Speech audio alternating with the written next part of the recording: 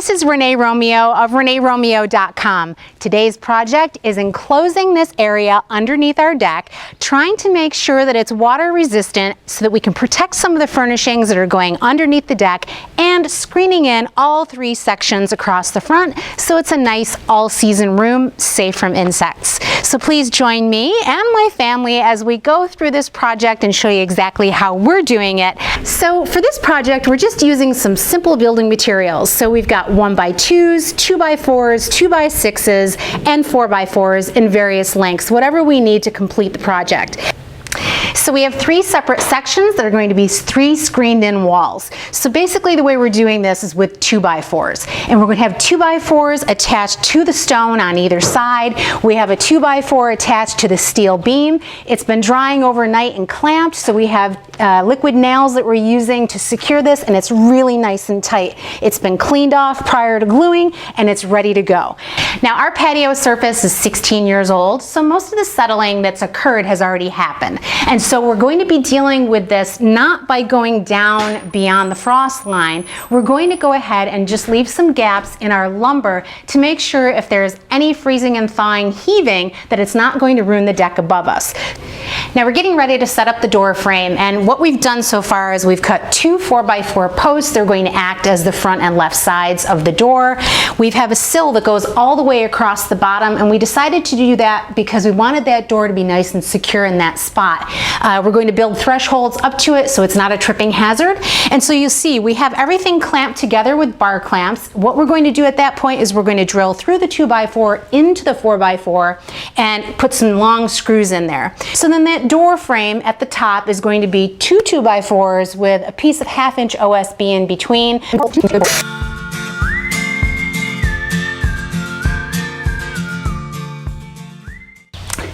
Now that the door frame is carried over to the spot, we need to locate exactly where that bottom sill is going to be so that it's absolutely parallel with the top. So we're taking a long level, lining it up with the very front of that 2x4, making a mark when I get a plumb line, and then making another mark at the bottom when it's plumb. So right at the very front edge of this level, I'm going to make a mark.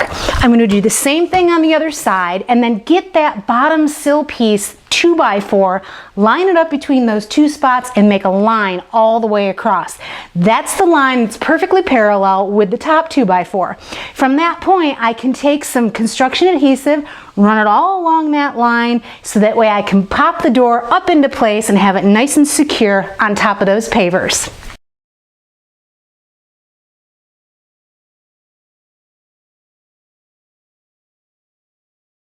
So we've made some progress on the porch, and you can see we have the door frame in place, we have the handrails in place, and we've also attached the 2x4s into the brick and into the stone.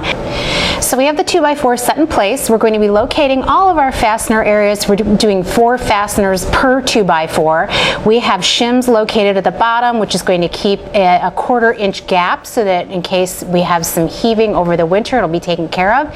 And all of our fasteners are going through the mortar instead of the stone. We've used a masonry bit to actually make a divot in that mortar so we know exactly where the holes need to be drilled. So we're using a 1/2-inch hammer drill to get through that mortar, and we're using a 1/4-inch masonry bit. See how quick it goes. Go ahead.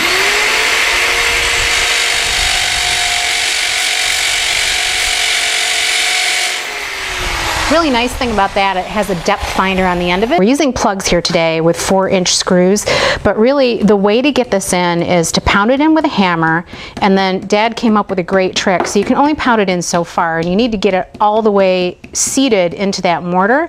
So we're going to take that 4-inch screw, insert it into the plug, and then we can pound that in the rest of the way. You can see how easy this goes in. So just tapping away very gently.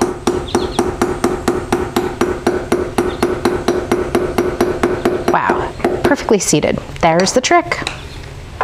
Let's see how easily this goes into the wood and then into that plug. It's lined up perfectly. It'll pull that wood right in. There we go, nice and secure. Now we're measuring for the railing, laying it right on top of those posts. So we're using brackets on the ends to hold up the railing, and we don't want to see screw holes coming down through the top. This is a great way to have a nice seamless finish along the top. And I'm just locating this and marking it right at level, and then taking my bracket and lining it up right in the center of this 2x4. So we've been busy since you've been gone, and this is what the product looks like when it's all finished on the right. We're still working on the middle section and then also the left-hand side section, but I wanted to show you what this looks like in progress. So let me show you the tools that I'm using and the products that I'm using to finish up all the screen. So the first thing you need is quality screening, and I'm using Pfifer Pet Screen, and if you've been on my website, you know I have a review video about that product. I'm using that here because I have 3 cats that I'd like to enjoy the outdoor space along with me, and I don't want them ripping things up and kind of going after rabbits and animals on the outside of the screen. So you could check out that video and see what you think. The other great thing about that screening is that it's available in many different sizes, so different widths, different lengths, any configuration for your project you'll be able to find on their website. So in addition to that, you're going to need some channel pieces. It's going to be keeping this screening nice and tight. So one channel gets adhered directly to the wood that we've already installed. The screening gets put into the channel, and then on top of that is a cat piece. Now my cat piece comes in a lot of different colors, but I've decided to paint mine to match the existing stain that I'm using so that everything looks nice and cohesive. And this basically is just going to tap into place. So what do you need in order to cut your screen? Well, you're going to need a utility knife. You're also going to need a pair of scissors because sometimes it's a little hard to cut through giant pieces. If you're cutting out, a giant measured piece, use a pair of scissors. It makes it a lot easier. You're going to need a tape measure to get your right measurements. My spline is 0.175 inches and it's a 300-foot roll. I'm definitely not going to use all of that, but I know it's there just in case. And the tool that you're going to use is a spline installation tool. Now I have 2 different versions here. This one is like an inexpensive model, and this one is the professional model. The thing that I like about the professional model is that it has a deeper groove in it. So it's really going to sit and seat onto this spline really well and make the job that much easier. So this plastic is easy to cut with just a utility knife. I've marked my measurement that I need. Then you can take it and you can bend it, and then you can cut through it very easily, slicing it right down where you bent it. So I'm using 1 1/4 inch deck screws to screw this in place. And the reason why I'm doing that is because even though this channel has a cover, water can still get in there and potentially rust out the screws. And what that means for your screening is that they'll rust out and then the screening will start to sag over time. So make sure you use an exterior grade screw for this. So I'm just going to use my screwdriver, line everything up, and put everything in place. Now anytime you're piecing these things together, make sure that your channel is lining up perfectly. Now this section of screen is a little over 9 feet long. So what we're doing here are 2 people. Now if you don't have the ability to get somebody to help you with this, try using tape or some other method to get this to hold nice and tight until you can get the spline in place. So what I'm doing, I'm using the manufactured edge. I'm going to line it up to the top of this channel piece, and I'm going to be using both installation tools. So this first installation tool has a concave side and a convex side, and this tool we're going to use just to set the spline in place. So this one, we're going to be using the convex side. So this gets lined up along the top edge, and you're going to have overlap on both sides. So make sure that you get about 4 inches or so on either side. And then you take that convex end of this tool and just place it directly in that channel. And this will hold the screen in place temporarily until you can get that spline in place. Now I'm taking the spline and I'm setting the end of it directly into the corner. I suggest you have a flathead screwdriver for this because it makes it a lot easier to set it in place. Once that's done, take your other tool and just run it along the top of that spline. Now a great tip that I can give you is to pull this spline tight as you go. So this length of spline has been cut to length for this top edge. We're going to take this tool with the convex side, we're going to pull the screening toward the wall nice and tight, and then go ahead and get this to seat directly into that channel again. Now you can take your screwdriver and you can seat this all the way up to the top here, right into that channel. Now that both sides are done, we're going to repeat the same thing along the bottom.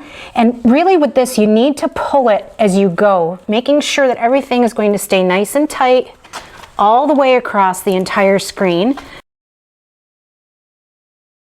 So I've trimmed the one side, and I'll show you how I trim the bottom. So I'm just going to come along here with the utility knife, and this is a nice sharp blade. Make sure you use a nice sharp blade to do this. You're going to rest it along the outside of that channel. You can kind of feel it in there. It's a little hard to start it, but once it's started, it goes right along just like that. So now it's time to install the cap, and this is just a piece of plastic that inserts into that channel below it. And what we've done is wrap the mallet in some tape. It really prevents the mallet from leaving Mars on top of this piece of plastic. So that's a great FYI tip. And then the only thing that you need to do is make sure you're being consistent over the entire job. So if you're running one piece all the way to the top, make sure that all your verticals are exactly the same, and then your horizontals are exactly the same. So just choose one and go with that. So you're just going to tap it in place.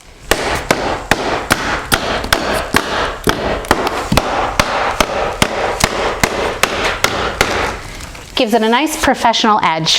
So I have two tips for you regarding this cap. Number one, you might want to use a miter saw or chop saw to cut this instead of a utility knife, because some of the factory edges really are not square, so you might want to square them off with that type of tool.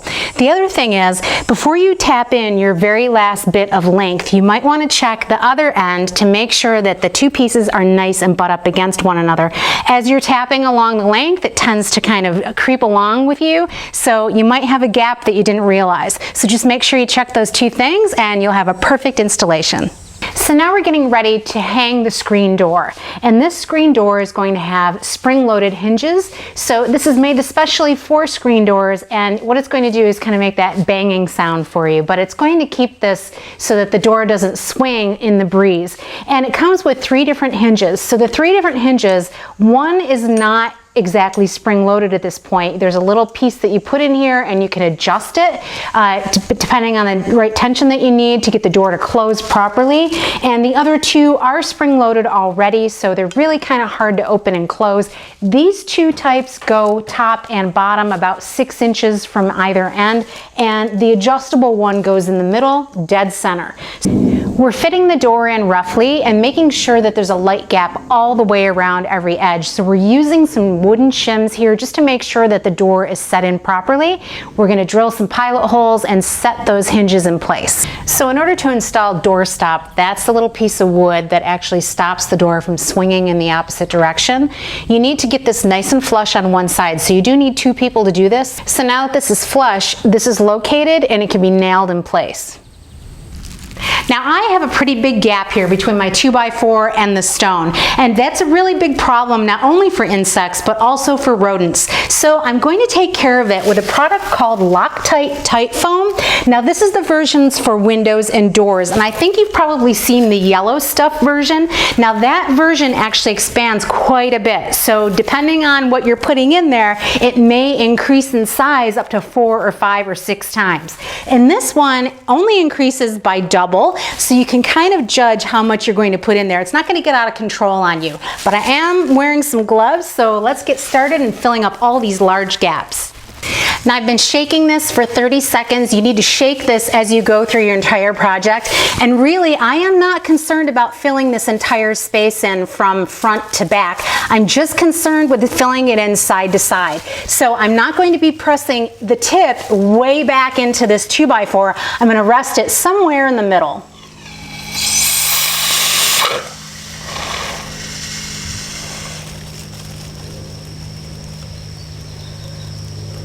So slow and steady is really the way to go here.